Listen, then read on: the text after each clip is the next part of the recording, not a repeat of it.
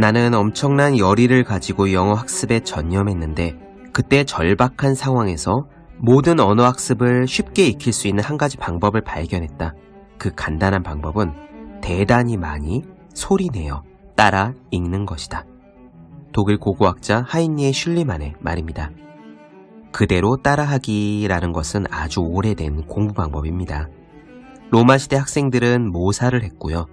불교 수행자들은 경전을 베껴 쓰는 사경을 했고, 조선시대 과거 공부는 사서삼경을 똑같이 외우는 것에서 출발했죠. 저는 고등학교 때 한문 시험 공부를 그렇게 했습니다. 교과서 본문을 그대로 외워버리기로 한 거예요. 그저 10번을 베껴 쓰기로 했습니다. 처음 한두 번을 쓸 때는 보고 그리는 수준이라 시간이 제법 걸렸어요. 근데 신기한 것이 4, 5번을 넘어가면서 문장이 기억났고요. 8번, 9번에 이르러 대부분 외워졌습니다. 본문을 통째로 외우고 나니까 해석이나 새로 나온 단어는 따로 공부할 필요가 없더라고요. 정말 중요한 내용인데 지독하게 어려워서 이해가 되지 않으면 오래된 공부 방법을 써보십시오. 그대로 따라하기입니다. 소리내어 읽어도 좋고 베껴 써도 좋을 것입니다. 책상에 올려두기만 해도 공부하고 싶어지는 365 홍콩 캘린더, 그대로 따라하기의 한 대목으로 시작합니다.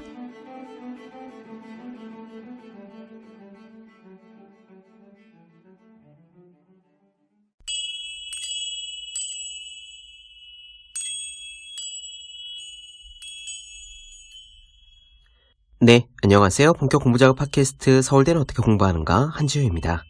우리는 지금 황농문 선생님의 몰입 영어 보고 있습니다. 사실 전혀 자랑은 아닙니다만 저는 영어를 그렇게 잘하는 건 아닙니다. 요즘은 영어를 잘하시는 분들이 워낙 많고요. 또 어린 학생들은 깜짝 놀랄 만큼 영어를 잘하죠.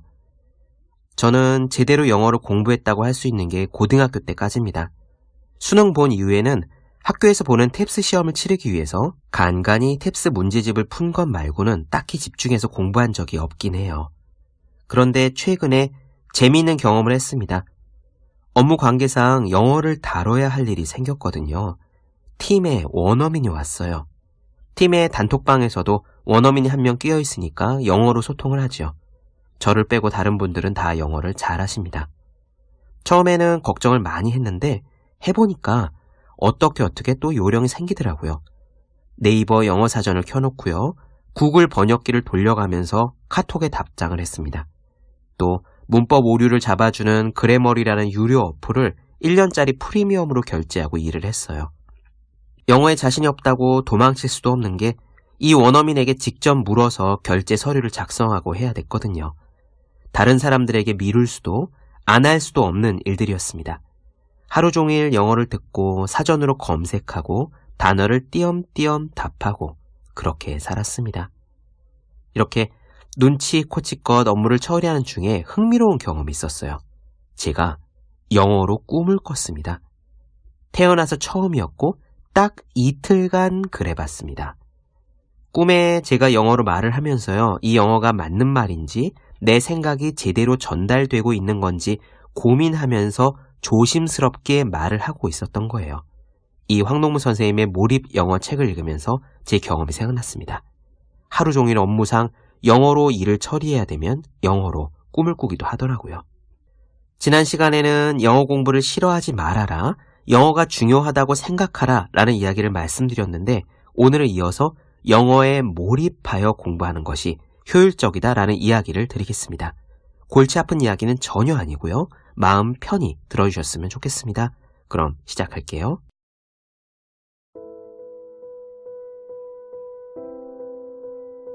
기억은 장기 기억과 단기 기억으로 나뉜다.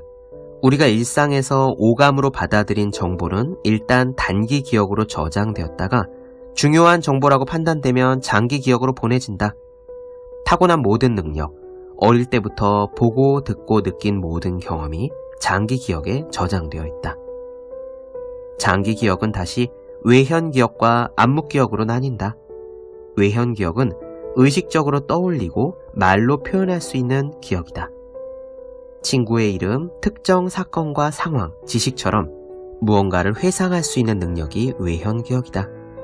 반면 암묵 기억은 현재 행동에 영향을 주는 일종의 무의식적인 기억이다. 몸의 배에서 자동으로 나오는 기억, 즉 운전이나 피아노, 자전거 타기 등이 관여하는 기억을 말한다. 흔히 몸이 기억한다 라고 표현한 능력이 이 암묵기억이다. 대화를 할 때도 마찬가지다. 다음에 무슨 말을 해야겠다고 의식하지 않아도 자연스럽게 다음 말이 저절로 툭툭 튀어나온다. 자전거를 탈 때 이번에는 오른발, 다음번에는 왼발 이렇게 의식하지 않듯이 언어도 마찬가지다. 따라서 언어는 외현 기억보다는 암묵 기억에 가깝다고 보아야 한다. 자, 이제는 그간 영어 공부를 어떻게 해왔는지 떠올려보자. 아마도 필기 시험에 대비한 공부를 주로 해왔을 것이다. 필기 시험은 대개 외현 기억을 테스트한다. 암묵 기억은 필기 시험으로 테스트하거나 점수화하기 어렵기 때문이다. 그러다 보니 우리는 필기 시험을 잘 보기 위한 영어 공부, 즉 암묵 기억이 아니라 외현 기억에만 의존하는 영어 공부를 해온 셈이다. 언어는 암묵 기억에 가까운데 외현 기억을 발달시키는 데만 그 많은 시간과 노력, 비용을 투자한 것이다. 피아노를 잘 치고 싶다면서 필기 시험 공부만 열심히 한 것이나 아무 차이가 없다. 영어도 자전거를 배우듯이 익혀야 한다. 오래전 배운 자전거를 몇 년 후에도 몸이 기억해서 탈 수 있는 것처럼 영어도 어떤 상황에서든 무의식적으로 말문이 열리도록 암묵 기억으로 체득해야 한다. 다행히도 암묵 기억은 머리를 싸매고 공부할 필요가 없이 단순 반복을 통해서 자연스럽게 얻어진다는 특성이 있다. 따라서 일부러 시간을 내어 영어 공부를 하려고 해서는 안 된다. 그냥 생활의 일부로 만들어야 한다. 영어를 생활의 일부로 만드는 가장 좋은 방법은 일상에서 말하고 듣고 읽고 쓰는 모든 언어 활동을 영어로만 하는 것이다. 하지만 영어권 국가로 어학연수를 가지 않는 한 국내에서 이런 환경을 만들기란 거의 불가능하다. 그래서 캐나다에서 도입한 것이 바로 몰입 영어 교육이다. 본래 몰입 언어 교육은 구공산권 국가에서 스파이를 훈련시킬 때 도입한 거다. 하루 종일 딱 한 가지 언어만 교육했더니 6개월 만에 해당 언어를 완벽하게 습득했다고 한다. 이러한 몰입 언어 교육은 최근에도 활용되고 있다. 2010년 미국에서 러시아 스파이 11명이 체포된 사건이 있었다. 이들은 미국에 체류하는 동안 완벽한 미국식 영어를 구사하고 미국인처럼 행세했기 때문에 친구나 이웃도 이들의 정체를 전혀 알아채지 못했다. 러시아 스파이들이 미국식 억양을 완벽하게 재현할 수 있었던 이유는 어디에서 무얼 하든 영어만 사용하는 몰입 언어 교육을 받았기 때문이다. 심지어 집에 혼자 있을 때조차 러시아 말 대신 영어만 사용하게 했다. 당시에 체포된 러시아 스파이에 따르면 이런 식으로 몇 년을 보내니까 입에서 자연스럽게 영어가 나오고 꿈도 영어로 꿀 정도였다고 한다. 현재 캐나다에서 시행하고 있는 언어 몰입 교육은 공산권 국가의 방식과는 조금 다르다.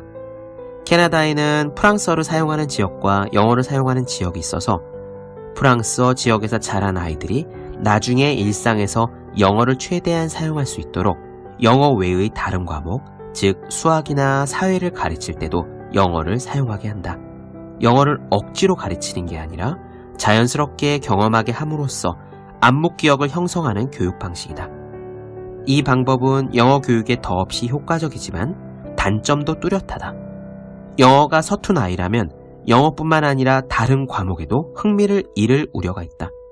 무엇보다도 과학이나 수학 등의 과목을 영어로 가르칠 만한 영어권 교사를 확보하기가 어렵다. 어쨌거나 이 캐나다의 영어 몰입 교육에서 우리가 주목해야 할 것은 영어는 암묵 기억으로 습득해야 한다는 점이다. 이것만 유념하면 학교에서 엄청난 예산을 들여 원어민 교사를 고용하고 영어 몰입 교육을 시행하지 않아도 충분히 효과를 볼 수 있다. 북유럽 국가가 그 좋은 예다. 스웨덴이나 노르웨이, 네덜란드, 스위스 사람들은 대개 영어를 잘한다. 캐나다처럼 원어민 교사에 의존해서 영어를 배운 것도 아니다. 이들 나라가 영어를 잘하는 이유는 실용 영어 위주의 학습 덕분이다. 읽기 쓰기 위주가 아니라 듣기와 말하기 위주로 반복해서 연습시킴으로써 암묵 기억으로 학습한 것이 성공 비결이다. 이런 북유럽의 영어 교육 사례처럼 이제 우리도 영어를 따로 공부할 게 아니라 내 생활의 일부로 만들어서 암묵 기억으로 영어를 습득해야 한다. 그러려면 일상에서 영어를 즐길 수 있어야 한다. 그를 위해서는 쉽고 재미있는 영어책을 읽고 원어민이 읽어주는 영어 이야기책을 듣는 방식으로 직청직해와 직독직해에 익숙해지는 게 우선이다. 이렇게 영어 듣기 실력이 발전하면 영어 뉴스나 드라마 등을 즐기고 영어 정보를 자유자재로 검색하는 등 영어를 내 생활의 일부로 받아들이게 된다.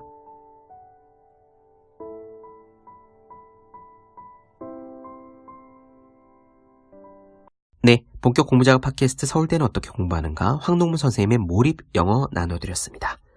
더 많은 이야기가 궁금하신 분들, 질문사항 있으신 분들은 제 유튜브 채널 서울대는 어떻게 공부하는가, 네이버 블로그 허생의 즐거운 편지, 다음 카카오 브런치 한주의 브런치, 인스타그램에서 해시태그 서울대는 어떻게 공부하는가 검색해 주시면 좋겠습니다.